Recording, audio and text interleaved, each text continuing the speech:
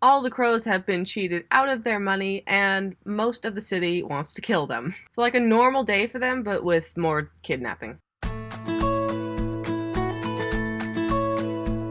Hi everyone, welcome back. I am Emily, and as promised, I finally read Crooked Kingdom, and I have emotions about it that I would like to share with you. I don't have a script so much as a page or two of extended bullet notes for this video, so I don't know how coherent this is going to be. But nothing I could say would really do this book any justice anyway, so fangirling about it seems appropriate. First and foremost, there will be spoilers. Lots of spoilers. Spoilers, spoilers, spoilers, spoilers. I'm not even going to do a non-spoiler section like I would with most reviews because I just want to fangirl to my fullest, and if you haven't read the most popular YA book on the planet by now, Crooked Kingdom takes place after the events of Six of Crows, where Kaz and Nina and Inej and Jasper and Matthias and Wylan and Kuwei are now in very deep trouble. Inej has been kidnapped by Van Eck, a truly despicable person who is Wylan's father. All the crows have been cheated out of their money, and most of the city wants to kill them. So like a normal day for them, but with more kidnapping. They need to use their wits and their genius and their ability to be much older than the teenagers that they are to rescue Inej and get their money back and get revenge on all the horrible people in the city that they live in. That is the basic premise of Crooked Kingdom. In an effort to be a fair, merciful, benevolent goddess,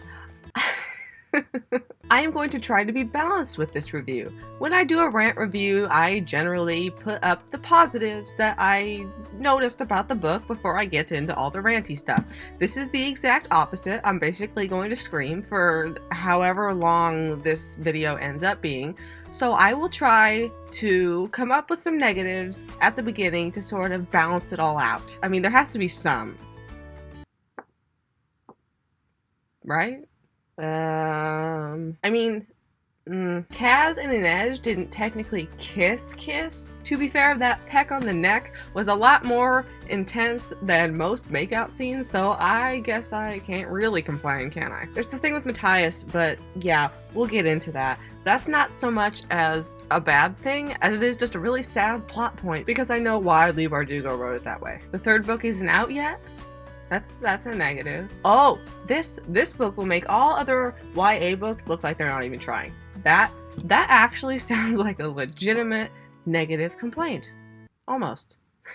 That's it. That's all I got. Moving on to the positives. First things first, I have been perusing fan art of Six of Crows and Crooked Kingdom on Instagram, and that's just my life now. 2, I am not usually a fan of tacked-on sequels, just because... Ooh, there's a woodpecker outside my window. Just because the original trilogy, or duology in this case, was really popular, but I gotta say, I am so excited for the third book. I want the third book now, and it cannot come out soon enough. Give me a tacked-on sequel, Leigh Bardugo. Okay, part 1, the writing. First of all, I would like to say something about my opinion of writing in books in general. I think a good place for a book to be with their writing is either not noticeable or noticeable because it's good. You don't want the reader to be pulled out of the story because they're trying to figure out what's going on, or they're having to reread paragraphs because nothing makes sense, or they're looking at that sentence and going, yikes. At a bare minimum, I think personally that writing that you don't notice is a great place to have your book. Obviously, you would like to have a book where people are going, wow, this writing is really fantastic, wow, it's really great. But you don't want to try to overwrite things to the point where people are noticing that it's bad. It's better that people not notice the writing, because then it's never pulling you out of the story, and it's guaranteeing that you will be invested in the characters. This is not me saying that Leigh Bardugo's writing is unnoticeable, because I did stop at a lot of places in this book and go, that was really clever, that was really funny, that's a hilarious line. But I can say that the writing is not flowery in this book, which makes sense because it's a really gritty, realistic sort of, it's not grimdark, but it's almost a grimdark book. And writing that would be flowery and way too metaphorical would probably not fit very well. Much of the time, I basically didn't notice the writing. I was really invested in the story, and every once in a while, there would be sentences or metaphors where I'd be like, oh, that's pretty cool. And there is, again, As in Six of Crows, lots of quippy, witty dialogue. All that to say that I think the writing is very good in this book. I listened to most of this book on audiobook, and then the rest of it, when I read it on the page, I didn't mark it up with post-it notes. These are just 3 parts that I went back to find some examples of the dialogue that I thought was fun, because I'm not smart and I didn't mark the whole book. But the characters are all very quippy and clever, and the dialogue comes across as being smart and snappy without being cheesy. So here are a few examples of that. One example on page 43 is a conversation between Kuwei and Kaz and Jesper when they are all hiding out in a crypt. As one does. Kuwei cleared his throat. "I would prefer to go to Ravka. I prefer a pair of sable-lined swimming trunks," said Jesper, "but we can't always get what we want." A furrow appeared between Kuwei's eyebrows. The limits to his understanding of Kirch had apparently been reached and surpassed. "I would prefer to go to Ravka," he repeated more firmly. Kaz's flat, black gaze fastened on Kuwei and held. Kuwei squirmed nervously. "Why is he looking at me that way?" "Kaz is wondering if he should keep you alive," said Jesper. "Terrible for the nerves. I recommend deep breathing. Maybe a tonic."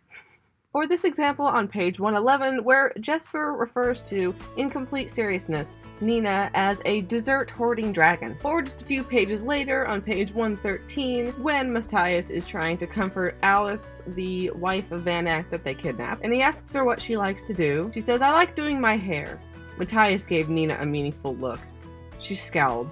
"Why do you assume I know how to arrange hair? Because yours always looks so nice." "Wait," Jesper said. "Is he being charming?"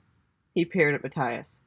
"How do you know this isn't an imposter?" There's lots more examples of things like that all throughout the book. These characters have a great chemistry and fun banter with each other that does not feel cheesy. It feels very earned and realistic, and I wish more books could pull off such a feat. Second point about the writing is that Leigh Bardugo really has a talent for making the reader feel smart. If you haven't noticed, I can't stand it when writers sort of just dictate what's happening to us and just tell us what's going on and tell us how clever the characters are with really no proof whatsoever. Crooked Kingdom lets the twists and the schemes unfold right in front of you, and there, for me, was usually an aha, oh my god, wow, I did not expect that moment, where I would realize what's happening on my own sometimes before the characters would realize it, and it would just really be the satisfying moment where it's a great example of showing and not just dictating and narrating to the reader. In other words, oh my god.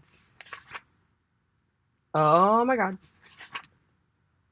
Whoa! Third point about the writing is I would like to say how on point the tension and the pacing of this book is. It is a barely 500-page novel that just has so many twists and turns, and there's always something happening. It almost seems unfair to even compare this to any other YA novels because this is so much higher of a level of things are actually happening with high stakes. There's emotional stakes, there is mental stakes, there is physical, dangerous stakes. The only thing there isn't is literal food stakes. Bad joke choice.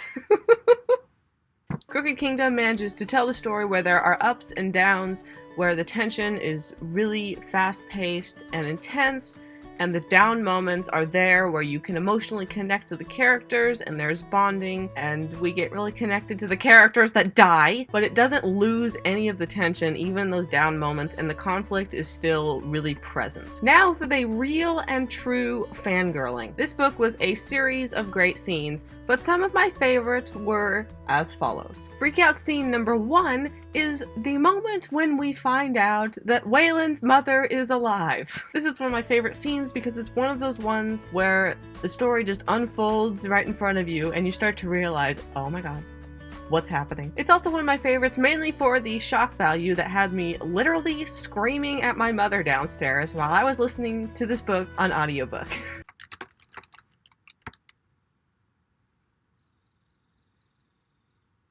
Oh my god. Oh my god. Oh my god, Mom, is Waylon's mother alive? Second thing I adored was Combe Jesper's father being the adopted father to all these way too mature teenage kids who suddenly act like this is the first adult they like and respect. He actually snapped at Jesper and Kaz one time, and Kaz looked like, oh, sorry. Number 3, as an extension of that, Kaz and Jesper getting in a fist fight. For most of the book, until like the very end, this was my favorite scene. When Kaz called him Jordy, I almost screamed again. And I couldn't stop grinning when they were literally beating the crap out of each other and everyone was just watching like, hey, they haven't killed each other yet. It's fine. This is fine. It's fine. It's fine. Jesper swung first. Kaz dodged right, and they were grappling. They suddenly slammed into the wall, knocking heads, drew apart in a flurry of punches and grabs. Waylon turned to Inej, expecting her to object, for Matthias to separate them, for someone to do something. But the others just backed up, making room. Only Kuei showed any kind of distress. Jesper and Kaz swung around, crashing into the mechanism of the clock, righted themselves. It wasn't a fight, it was a brawl, graceless, a tangle of elbows and fists. Yeezen and his work. Someone stop them, Waylon said desperately. Jesper hasn't shot him, Nina said. Kaz isn't using his cane, Inej said. You think they can't kill each other with just their bare hands? They were both bleeding. Jesper from a cut on his lip and Kaz from somewhere near his brow. Jesper's shirt was halfway over his head and Kaz's sleeve was tearing at the seam. The trapdoor sprang open and Combe-Fei's head emerged. His ruddy cheeks were even redder. Jesper Llewellyn Fahey, that is enough, he roared. Jesper and Kaz both started. Then, to Waylon's shock, they stepped away from each other, looking guilty. Just what is going on here? Combe said. I thought you were friends. Jesper ran a hand over the back of his neck, looking like he wanted to vanish through the floorboards. We were having a disagreement. I can see that.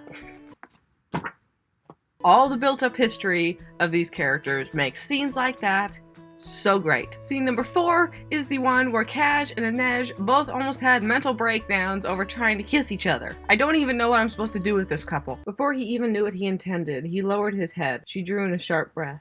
His lips hovered just above the warm juncture between her shoulder and the column of her neck. He waited.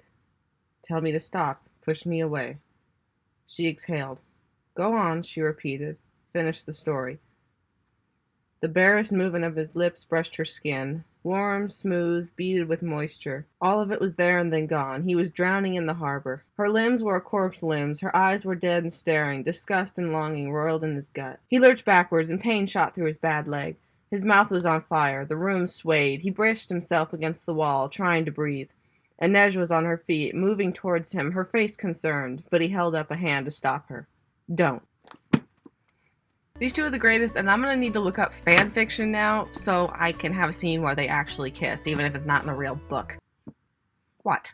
Scene number 5 that I loved is Kaz kicking the ultimate ass in the Crows Club by himself. Yes! Believable, badass character, yes! And finally is that very, very last scene where Kaz buys Inej the warship she's wanted, brings her parents back, and asks if his tie is straight before he goes to meet them with her. She could barely hear him over the clamor of her heart. How, she asked, her voice raw and strange with unshed tears. How did you find them? A favor from Stormund. He sent out scouts as part of our deal. If it was a mistake, no, she said as the tears spilled over at last. It was not a mistake.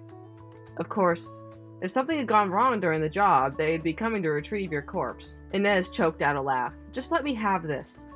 She righted herself, her balance returning. Had she really thought the world didn't change? She was a fool. The world was made of miracles, unexpected earthquakes, storms that came from nowhere and might reshape a continent. The boy beside her, the future before her, anything was possible. Now Inej was shaking, her hand pressed to her mouth, watching them move up the dock towards the quay. She started forward, then turned back to Kaz. Come with me, she said. Come meet them. Kaz nodded as if steeling himself, flexed his fingers once more. Wait, he said. The burn of his voice was rougher than usual. Is my tie straight? Inej laughed, her hood falling back from her hair. That's the laugh, he murmured, but she was already setting off down the quay, her feet barely touching the ground. Mama, she called. Papa. Inej saw them turn, saw her mother grip her father's arm. They were running towards her. Her heart was a river that carried her to the sea. How do you deal with that emotion? And there's the other scene that we must talk about that I can't, in good conscience, include in the great scenes because it is far too sad, but we have to talk about Matthias's death. Matthias was dreaming again, dreaming of her. The storms raged around him, drowning out Nina's voice. And yet his heart was easy. Somehow he knew that she would be safe. She would find shelter from the cold. He was on the ice once more, and somewhere he could hear the wolves howling. But this time, he knew they were welcoming him home. So I sort of spoiled myself on this character's death because I watched a King of Scars review like a year ago where it mentioned that he died, so that was smart of me, obviously. Still, I think it was a scene that was handled really well. There was this poetic irony in the fact that he was killed by one of his own men that is so full of hate like he used to be, and that the crows didn't really know how he died or why, and that Nina was going to take him back to his homeland and bury him in the ice because apparently his dying wasn't sad enough. We had to go on and add that. Okay, so speaking of sad stuff and characters, because I need to move on from that scene. You can't be truly sad about characters unless they are really complex and well developed. And I said this in my Six of Crows video, and I will say it again. This book series, in just 2 books, makes 6 whole main characters supremely well developed. Most books, particularly YA books, cannot develop a main character and a love interest and make me really care about them. This gave us 6, plus some side characters that were really fantastic. I think Jesper's father was probably more well developed than most love interests, and there wasn't even a romantic plot to keep that going. We've got 6 characters with more plot and personal, detailed backstory than most really long series, and I cannot compliment that enough. And for my very last point, the Shadow and Bone TV series is coming out. I don't know if it's soon, but it's coming out. I know it's filming. And although I'm pretty sure they beautified up the characters because it's Hollywood and it's a teen drama, can you imagine this as a teen drama? It is, but wow. But look at this casting for Kaz. This is perfect. This is exactly the way I imagined him. I think it's great. So to sum up, if you couldn't already guess, I would give Crooked Kingdom and Six of Crows 5 out of 5 stars.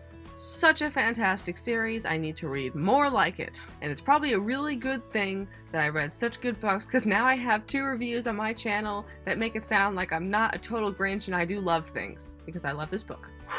Wow. Hour-long review.